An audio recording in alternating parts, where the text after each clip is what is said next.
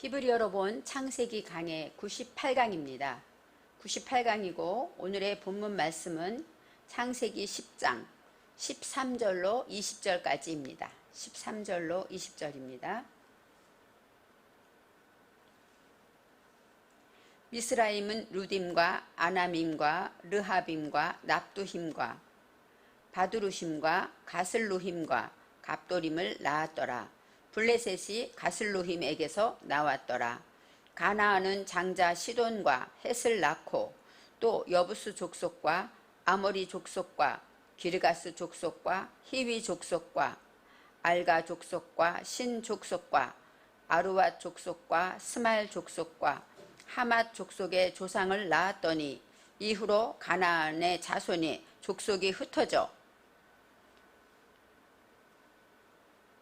처하였더라. 가나안의 지경은 시돈에서부터 그라를 지나 가사까지와 소돔과 고모라와 아드마와 스보임을 지나 라사까지였더라. 이들은 함의 자손이라 각기 족속과 방언과 지방과 나라대로 이었더라. 아멘. 오늘 말씀의 제목은 가나안의 아들은입니다. 가나안의 아들.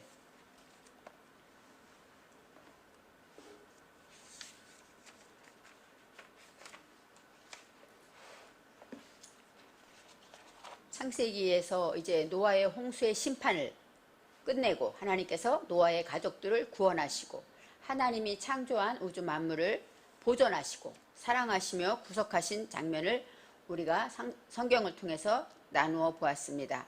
이제 노아의 다음 세대, 노아의 아들들인데 노아의 아들은 셈과 함과 야벳이 있고 그 다음에 지난 강의에서는 야벳의 후예에 대해서 야벳의 자손은 누구누구가 있었는가 그것에 대해서 생각해 보았습니다. 야벳의 후에 아들이 물론 7아들이고 많지만 그 중에 특별히 기록되는 아들들이 있습니다. 고멜이라는 아들이 있습니다. 고멜의 아들의 고멜은 완성하다, 숙련되다 그런 뜻이고 고멜의 아들은 이스그나스라는 아들이 있는데 리박과 도갈마 여러 가지 아들이 있지만 이스그나스라는 것은 거주하다, 정착하다, 그 다음에 휴식하다 이런 뜻이 있어요. 하나님의 말씀으로 완성되고 숙련됐을 때 이제 멈추게 되고 거주하게 되었다 이렇게 설명할 수가 있습니다. 또 한 아들이 나오는데 야완의 아들이라고 나옵니다. 야완의 아들, 야완은 포도주라는 뜻이고 포도주는 참고 인내하며 하나님의 말씀을 지키기 위해서 우리가 부글부글 끓어오르는 모든 것들을 참고 때가 될 때까지 인내하는 것을 말합니다. 그래서 야완의 아들에는 어떤 아들이 있냐면 엘리사와 다시스와 기띵과 도다님이 있는데 엘리사는 뭐예요? 여호와는 구원이시다. 하나님은 나의 구원자시다. 이런 고백이 있습니다. 바로 내가 포도주같이 보글보글 끓고 그런 것을 참고 인내하고 나니까 달콤한 술이 되는 것처럼 주님은 나를 이렇게 향기롭게 구원해 주셨다. 이렇게 말할 수 있는 엘리사를 낳게 되고 또 도다님이라는 아들을 낳는데 도다님은 둔이 어근이에요. 그래서 사랑하는 자 다비드가 나옵니다. 그래서 사랑하는 사람이고 그릇이고 다윗이고 그 다음에 솥 이런 뜻이 있어서 음식을 담는 그릇이고 하나님의 사랑하는 자다 이런 뜻이 있습니다. 그래서 이 야완의 아들은 이렇게 엘리사와 도다님을 특별히 기억합니다. 그리고 그 다음에 이제 함의 아들에 대해서 나옵니다. 첫째 이제는 야벳의 후예에 대해서 기록되고 두 번째 함의 아들은 구스와 미스라임과 북과 가나안 이렇게 넷이 나오는데 제일 먼저 구스는 공포의 뜻이 있습니다. 그래서 이 공포는 뭘까요? 이제 하나님의 말씀으로 뜨거운 열정을 가지게 되니까 어때요? 죄를 짓지 않기 위해서 항상 두렵고 떨림으로 하나님의 말씀을 이루기 위해서 죄를 짓지 말아야지, 다시는 하나님 앞에 범죄치 말아야지 하고 내 안에 모든 것을 조심하면서 그런 나가는 공포가 있습니다. 그럴 때 이 구스의 아들 중에 하윌라가 있어요. 이 하윌라라는 것은 소용돌이 치다. 그렇게 하기 위해서 공포와 하기 위해서는 내 안에서 죄를 짓지 않기 위해서 이렇게 애쓰고 수고할 때 내 안에 소용돌이 치는 것이 있고 그럴 때 이 하윌라라는 것은 창세기에 금이 나오는 곳이라는 뜻이 있어요. 그래서 금이 나오는 장소가 하윌라가 있는데 이 금은 정금 같은 믿음이겠죠. 그래서 공포와 이런 뜨거운 열정 안에서 이렇게 구스의 아들 가운데는 정금 같은 그런 믿음이 나오게 됩니다. 그리고 이제 라흐마라는 것은 하나님의 말씀으로 공포스럽게 이제 모든 것을 나아갈 때 어떻게 됩니까? 이 라흐마라는 것은 나를 약오르게 하고 경록케 하는 것들이 있다는 거예요. 하나님의 말씀을 듣고 나면 내가 이것을 지켜야지, 이것쯤이야 했는데 못 지키죠. 그럴 때마다 나를 화가 나고 내 자신에게 내가 이렇게까지 못할 줄 몰랐는데 내가 왜 이럴까? 내가 왜 이렇게 말씀을 못 지킬까? 내가 왜 유혹에 넘어갈까? 이렇게 경록케 하는 이 구스의 아들 중에 라마가 있는데, 라마의 아들은 누가 있냐면 스바와 드다가 있습니다. 이 스바는 포로로 삼는 거예요. 내 안에 이렇게 화내고 경록한 이런 모든 것들을 내가 포로로 삼게 되고, 그 다음에 드다는 아까 말한 도단인과 같은 사랑하는 사람의 뜻이 있습니다.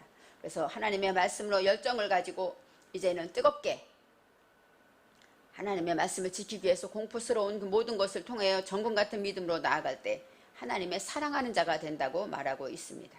그 다음에 이제 구스의 아들 중에서 니므롯이라는 아들이 있습니다. 이 니므롯이라는 거 새로운 이름인데, 아까 말했듯이 하윌라나 여기 있는 아들과 다르게 나중에 낳은 아들인데 첫 용사였다 이렇게 나오고 있어요. 첫 용사. 이 니므롯이라는 것은 마라입니다. 마라는 스디스다.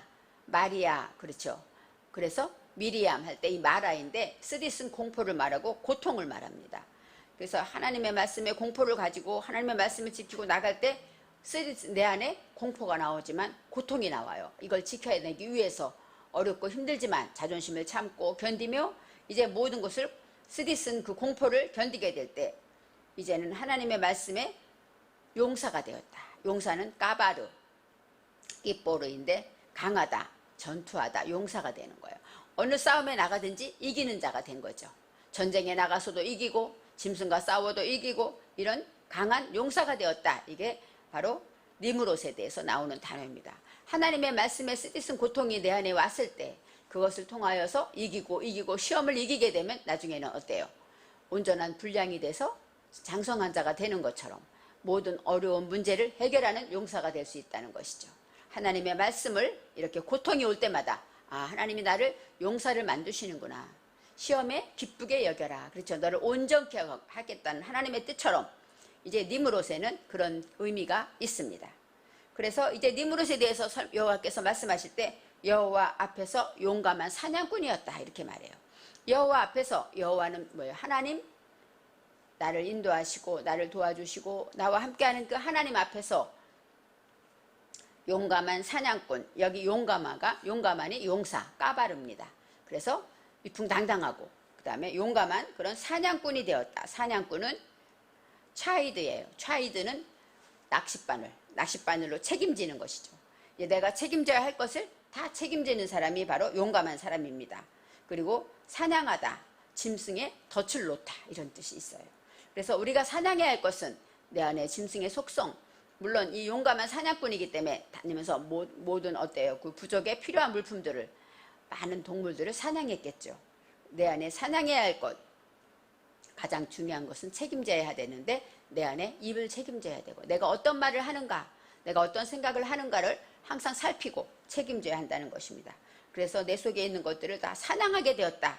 이렇게 니므롯에 대해서 설명하고 있습니다. 이제 함에 구스의 아들이 나오죠. 구스의 아들 중에는 중요한 니므롯의 중에 어디 나오면 시날 땅이 나오고 바벨이라는 지역이 나옵니다. 11장에 바벨탑의 사건이 나오기 때문에 이제 함의 아들 중에서 이 니므롯이 어느 땅에 있었냐면 시날 땅에 있었는데, 이 니므롯이 아까 용감하다 그랬잖아요. 그런 시날 땅이라는 것은 날카로워요. 그래서 하나님의 말씀을 예리하게 분석하고 나가서 내 속에 못된 자아가 있는가 나를 살펴보는, 그래서 내 속에 모든 것들을 설득하는 그런 능력을 가지고, 그럴 때 그의 나라가 나오는데 바벨이라는 나라가 나옵니다. 바벨이라는 도시는 혼합하다, 뒤섞인 것을 말해요. 그래서 혼합된 것으로 가득 채워져 있기 때문에 얼마나 복잡하겠습니까? 그런 이제 여기서 말할 때 바벨이라는 동네가 나오고, 그 다음에 땅에서 이제 아수르로 나아갔다 그래요. 아세르라는 뜻이죠. 아세르는 뭐예요? 하나님의 말씀을 내가 지키고 이제 내가 혼합되고 복당된 것들을 내가 다 어때요? 설득하고 날카롭게 분별하면서 나아갈 때 행복하고 정직하고 직진하가요. 이렇게 삶으로 나아가게 됩니다. 그럴 때 르호봇과 니느웨와 갈라라는 그 땅이 나오는데 여기서 니느웨라는 것은 번영하다. 니느웨성 나오죠 나중에. 여기에 나오는 이 자손들의 이름 중에 다 조선들이기 때문에 니느웨 나오죠. 니느웨는 번영하다. 그 다음에 르호봇은 확장하다, 넓다. 점점 번영하면서 넓어지게 돼요. 그리고 갈라는 완성하고 끝내죠. 그러니까 하나님의 말씀으로 인하여 뜨거운 열정을 가진 자는 모든 단계에서 마지막에는 번영하고 완성하고 또 확장되면서 넓어지게 된다는 것입니다. 그래서 지난 강의에서는 우리가 이렇게 함의 아들 중에서 이것에 대해서 설명을 했습니다. 이제는 오늘 13절에 함의 아들 중에 미스라임에 대해서 나옵니다. 미스라임은 루딤과 르하빔과 납두임을 낳았다. 그렇게 나오고 그 다음에 여러 가지 나오는데 오늘은 가나안의 족속들에 대한 얘기가 나와요. 그래서 함의 아들, 그래서 가나안의 아들 그렇게 나오지만 함의 아들 중에는 나중에 가나안이 나오죠. 근데 여기서 말할 때 블레셋이 나옵니다. 14절에 보면요. 바드루심과 가슬루힘과 갑도림을 낳았더라. 그러면서 말할 때 블레셋이 여기서 나왔다고 나와요. 이 가슬루힘이라는 것은 어리석다 이런 뜻입니다. 그리고 블레셋, 우리가 어때요? 블레셋과 전쟁을 많이 나오죠. 블레셋이 나오는데 이 블레셋이라는 것은 어떤 뜻이냐면은 스스로 먼지 속에 뒹굴다. 그러니까 이제는 하나님의 말씀으로 이제는 어리석음을 가지게 될 때, 내 속에 어리석음이 있을 때는 우리는 우리의 삶이 먼지 속에 뒹굴어요. 그래서 아무 흔적도 보이지 않고 가치도 없고, 먼지라는 것은 아파르잖아요. 아파르는 뭐대? 쓸모없는 것들, 그런 것 안에서 물질에서, 자존심에서, 또 명예에서 이렇게 하나님 보시기에 아름답지 못한 부에 대해서 그런 것에서 뒹굴어버리는 그러한 삶이 이 블레셋이라는 의미에서 나옵니다. 그 다음에 이제 15절에 가나안의 자손들이 나와요. 가나안의 아들들 중에서 가나안의 칠족속이 나오게 됩니다. 예수님께서 말씀하실 때도 우리가 말해요. 가나안의 땅에 하나님이 약속한 땅이다. 그래서 이스라엘 백성들이 이제 가나안을 향해 가지 않습니까? 가나안을 향해 갈 때 거기에 있는 7족속이 있는데 그들을 다 물리쳐라. 왜요? 그들이 있기 때문에 거기 있으면 우리는 이방인이 되기 때문에 그들을 물리치지 못하면 평안이 거주할 수가 없고 참된 평안이 올 수가 없다는 것이죠. 그래서 가나안의 아들은 제일 먼저 장자 나와요. 장자는 가장 큰 아들이죠. 가나안의 가장 큰 아들은 시돈이라고 합니다. 이 장자라는 것은 빼코르예요. 빼코르, 가장 먼저, 빠르다 이런 뜻이 있고, 올된 새 열매를 맺다, 그게 뭐예요? 가장 먼저 온전한 열매를 맺게 되었다 이런 뜻이죠. 그래서 이 가나안은 낮아지고 스스로 낮추고 그러기 위해서는 자존심도 버리고 장사꾼으로서 자기 욕심도 모든 것들을 다 내려놓고 나갈 때 가나안이지만 이것은 바로 고통스럽죠. 그럴 때 가장 첫 열매를 맺었어요.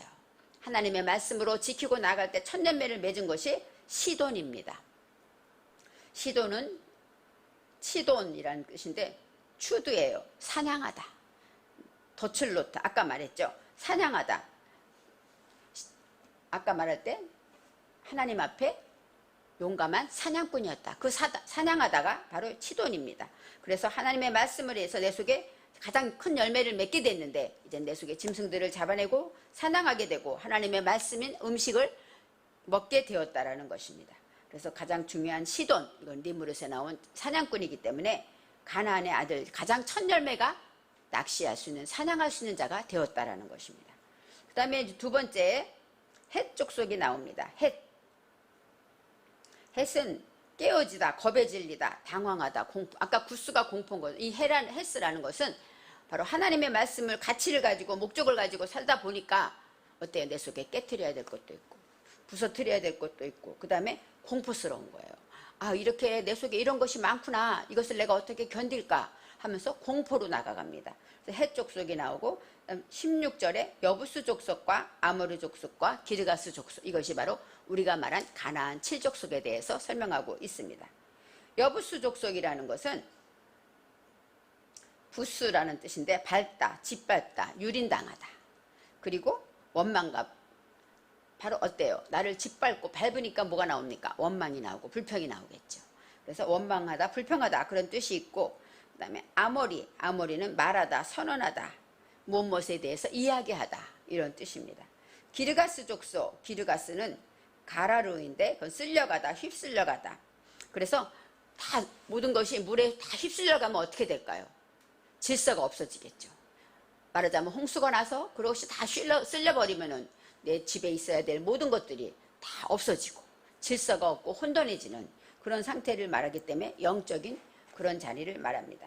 그래서 그랄 골짜기, 그랄이라는 게 여기 기르가스에서 나오는 건데 바로 이것처럼 영적인 무질서를 얘기하고, 그다음에 17절에 히위 족속, 알기 족속, 신 족속 나오는데 여러 가지 족속이 있지만 그 중에서 가나안 7족속이라는 거면 그때까지 살아있는 족속을 말하죠. 그때까지 보존되어 있는 족속은 여기 히위 족속이 있습니다. 히위 족속은 숨쉬다, 호흡하다. 그런데 내 속에 혼돈과 공허와 무지를 숨쉬는 거예요. 그러니까 세상의 것과 땅의 것을 가지고 마음대로 내 쾌락을 위해서 살아가는 것이 바로 히위 족속입니다. 그 다음에 18절에 아르와 족속과 소말 족속과 하마 족속을 낳았더니 여기서 가나안 족속이 흩어졌더라 이렇게 나오고 있습니다. 이제 여러 족속들이 나옵니다. 그렇지만 우리가 맨 마지막으로 생각할 것은 가나안의 경계에는 시돈에서 그라를 지나 가사까지, 그 다음에 소돔과 고모라가 나와요. 우리가 알고 있는 롯이 거하는 소돔과 고모라 땅도 가나안 족속의 경계에 있었다는 것이죠. 그래서 가나안 족속들이 그쪽까지 퍼져서 널리 퍼져 살았다는 것입니다. 이제는 모든 것을 지나서 처리하게 되고 이들은 모두가 다 함의 자손이라. 가나안이 그러니까 어때요? 아까 야벳의 자손도 있지만 함의 자손은 넓게 퍼졌어요. 넓게 퍼지고 뜨거운 열정을 가진 자기 때문에 완성되고 또 번영하고 넓어졌다는 것이죠. 그리고 각기 족속과 언어와 지방과 나라대로였더라 이렇게 설명하고 있습니다. 이제 마지막으로 가나안의 아들 7족속에 대해서 한번 생각해 보겠습니다. 이제 가나안의 자손들 중에서 나온 이름인데 우리가 마지막에 성경에 나올 때 이스라엘 백성이 가나안에 들어갔을 때 싸워야 할 7족속이 있습니다. 우리가 하나님의 백성으로 하나님의 약속의 땅 거룩한 천국에 들어가기 전에 우리가 거기서 처리하고 해결하고 싸워서 이겨야 할 것이 7족속이 있다는 것입니다. 제일 첫째 족속이 헷 족속입니다. 헷 족속은 아까 말했듯이 하나님의 말씀의 가치의 목적을 가지고 살려니까 공포와 두려움이 있어요. 어떻게 하면 내 속에 죄가 또 나올까봐, 내가 하나님을 잘 믿어야 되는데 또 불신앙이 또 욕심이 내 속에 나올까봐 항상 공포와 두려움을 가지고 살게 됩니다. 두 번째는 기르가스 족속입니다. 기르가스 족속은 진흙탕같이, 아까 물이 막 쓸려 내려갈 때 어때요? 흙탕물이 되겠죠. 그러면 보이지도 않고 꺼내지도 못하고 영적인 무질서와 혼란을 가리키고 있습니다. 진흙탕 같은 그런 데서 살아갈 때 얼마나 힘들겠습니까? 그런 내 속에 있는 그러한 삶을 몰아내야 된다는 거예요. 세 번째, 아모리 족속. 아모리 족속은 아까 말했지, 밝히다. 그런데 내 것을 밝히는 거예요. 내 속의 지식과 내 속의 윤리와 내 속의 지식, 하나님의 말씀이 아니라 내 속의 철학과 어떤 인본주의, 그 다음에 나의 교만, 이러한 것들을 가진 것을 바로 아모리 족속이라고 합니다. 우리가 하나님의 말씀을 듣지만 아유 그래도 모름지기 이래야지 하고 내가 가지고 있는 것들, 선입견들, 이 모든 것들은 아모리 족속에 해당됩니다. 네 번째로 가나안 족속이 나옵니다. 가나안은 낮은 자존감이 있기 때문에 어때요? 스스로 낮추기를 하겠지만 스스로 가난하고, 그러니까 어때? 실패를 자꾸 누리고, 그 다음에 내가 안 되면 남을 저주하고 남 탓하고, 그 다음에 비관하게 살고 우울하게 살고, 이런 것들이 바로 가나안입니다. 그리고 다섯째, 브리스 족속. 브리스 족속은 이 족속 중에는 이 브리스 족속이 이 아들 이름에 나오지 않는데 게으르고 혈기가 많고 짜증을 내는 거예요. 괜히 짜증내고 쓸데없이 화가 나는 것, 이것이 바로 브리스 족속입니다. 여섯 번째, 히위 족속. 히위 족속은 아까 숨을 쉬고 사는데 세상것, 내 속의 혼돈과 공허와 무지를 마음껏 내 하고 싶은 대로 쾌락을 즐기고 세상에서 원하는 대로 하나님의 높으신 뜻을 바라보지 않고 살아가는 것, 이것이 바로 히위 족속입니다. 더 쉬자, 더 자자, 더 눕자 하는 모든 것들, 게으른 것들 다 히위 족속입니다. 마지막 여부스 족속. 여부스 족속은 타작마당이에요. 타작마당에서 타작질을 하니까 얼마나 아프고 힘들겠습니까? 그러니까 불평과 원망이 가득해요. 하나님의 뜻은 깨닫지 못하고 하나님은 나한테 왜 이래, 왜 나를 힘들게 해 하면서 불평하고 원망하며 영적인 억압이 있을 때 하나님의 뜻을 깨닫지 못해, 지혜를 얻지 못해, 감사치 못하고 불평하면서 원망하면서 그렇게 살아가는 사람, 그것이 바로 여부스 족속입니다. 우리가 오늘 가나안의 아들들에 대해 생각하면서 가나안의 7 족속을 생각해 보았습니다. 저와 여러분 안에 이런 족속이 있습니다. 이것들을 순간순간 나타날 때마다 잡아내고 또 아까 사냥꾼처럼 덫을 놓고 그것을 쳐내고 잡아서 니므롯같이 훌륭한 용사가 되어서 모든 것을 잡아내는 저와 여러분이 되시기를 바랍니다. 그래서 오늘의 말씀을 통해서 내 속에 가나안 족속을 한번 생각해 보시고 기도하시는 시간 되시기를 바랍니다.